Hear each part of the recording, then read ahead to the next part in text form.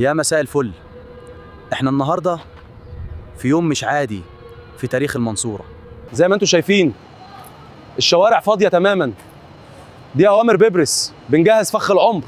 أنا بتمشى في الحواري دلوقتي، كل بيت مستخبي فيه جيش وأهالي.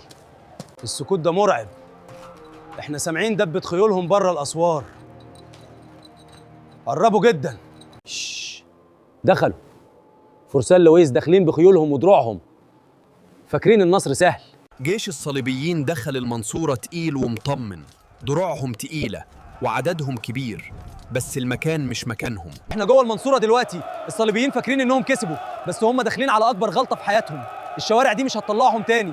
الباب الكبير اتقفل، دي كانت الإشارة. المعركة بدأت فعليا. الله أكبر، رجال المنصورة بدأوا التنفيذ. من فوق الأسطح الأهالي والمماليك بدأوا التعامل معاهم بالحجارة والنار.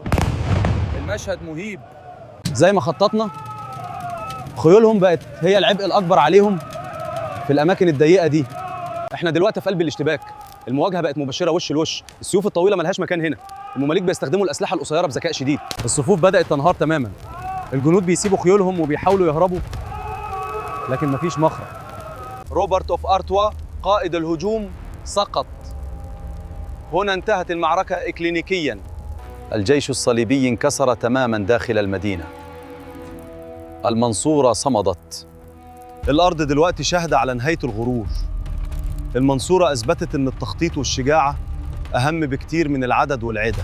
والنتيجة النهائية: الملك لويس التاسع أسير هنا في دار ابن لقمان.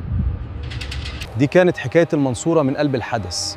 أشوفكم في جولة تاريخية جديدة. سلام.